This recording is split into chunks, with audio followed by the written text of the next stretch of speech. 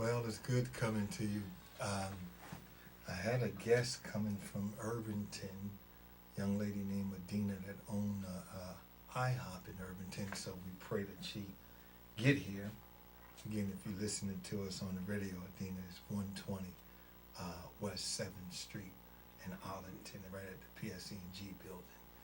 But anyway, on the news, I guess I might as well try to fill in a little bit. I hope I don't have to fill in a whole half an hour.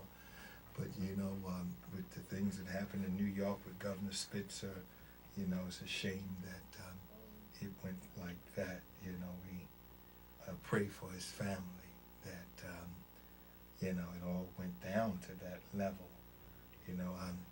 I thought, a year or so ago when you put him in office, he pretty good, seemed to be a pretty good character, and he seemed like he was going to really, make some changes in New York and everything. And I imagine it, changes that he put forth will come through with the new guy. The lieutenant governor, can't think of his name at this moment, but it was good to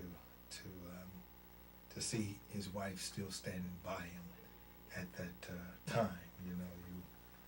You often say that behind every good man there's a good woman, and it seemed like the women seem to stand behind them. Politicians, I don't know what they doing that us other men don't do, but they seem to really stand by. We seen the same thing with McGreevy's wife. She was on Dana, I think her name is. She was on Larry King Live last night. They were talking about the situation that happened with Governor Spitzer, and also the prostitute or high-class call girl came on also, and she talked a little bit, and the many more that came on and talked about this high-level prostitution thing that's going on, and we know about these things, how they are for hire, but I often say to the people that I don't think it's worth it. I know you get your little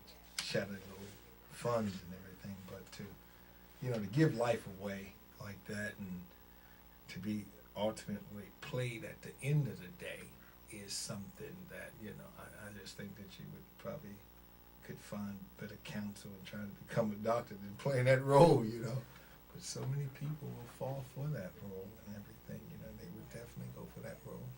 And we see that a lot and everything. I just hope that not only did the state learn from it in the country, I just hope that also those that try to cultivate young women into this behavior, I would hope also that they themselves would take a look and and see that that right there is definitely akin to being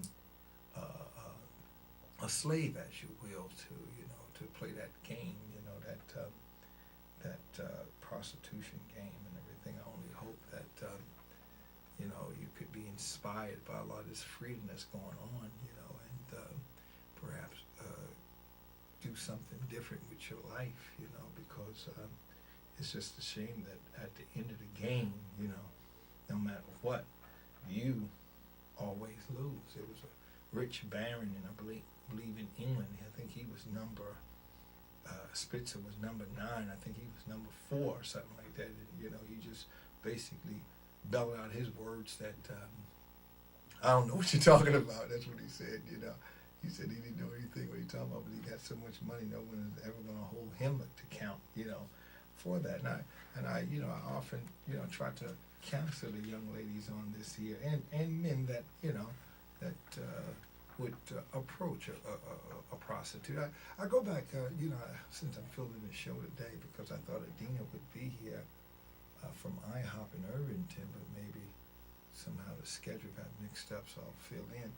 I go back to many years ago. I owned a white truck myself, and I never forget that. That moment of challenge, I imagine, that took place. I went to get crafts in one of these large cities. I need not call the cities because they have people, ladies at night in all these cities, And I remember stopping at the light, young lady approached my truck, and I imagine she thought because I had a truck that I was looking to seek pleasure in hiring her. And she gestured for me, and I told her I'm not interested. Yeah, wrote the window down, so not interested and everything. And then she looked at me and she said, with a strong voice, give me $1. You know what I mean? So I said, all right, you can have $1. I reached in my wallet and gave her $1. Now it was a quiet street, so church don't get out misconstrued. Just happened where I get the crowd from. The street is coming up to the main road. It's just a little quiet. And not the place I hang out. And I remember the young lady asking me to give her $1, so I gave her $1. And I think she was shocked that I did not seek comfort in her tool, I imagine, at that moment. And then she looked at me and she said to me, church, she said, take me with you. And I looked back at her, and she was serious. And I looked back at her, church, and I wasn't a reverend at the time. Let's go back many years ago. I looked back at her, the lady of night, and I said to her these words. I said, not like that. Now, what did I mean, not like that? I believe that everybody have a price in so much. My price is basically marching in these marches. I like to march. I like to, have the picture taken in the paper. I like that right there. And I march with some of these organizations here, Plainfield, POP, and a few others. And I enjoy marching and things, especially when I think that the issue is right. I feel like Dr. King, I'm out there marching. But what was I really saying to the young lady? I was actually saying that we all have a price, but it's a dignified way in which to do everything. Perhaps if you cleaned up a little or whatever, and I met you in a different setting, I wouldn't hold this against you. But at that moment there, I had no other choice but said I could not at all, take the young lady with me. And where would I go at the time?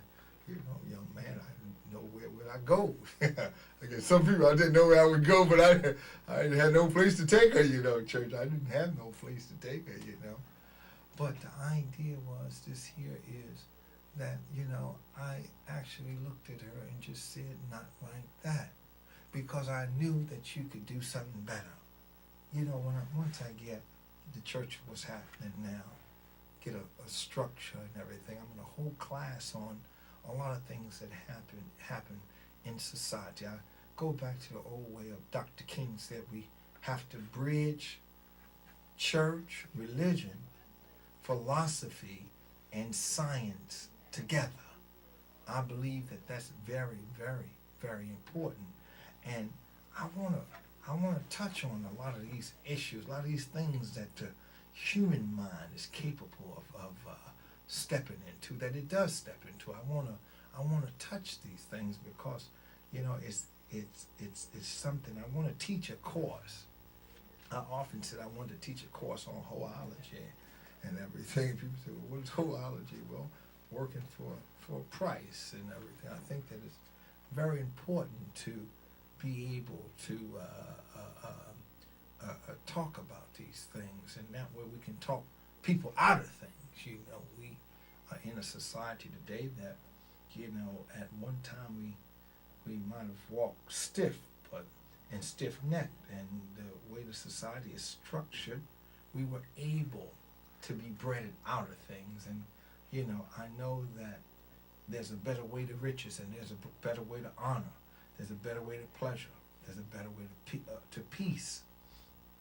I know a long, good life could come with riches, could come with honor, could come with pleasure and peace, but not at the expense of destroying others. And this right here is what we have with this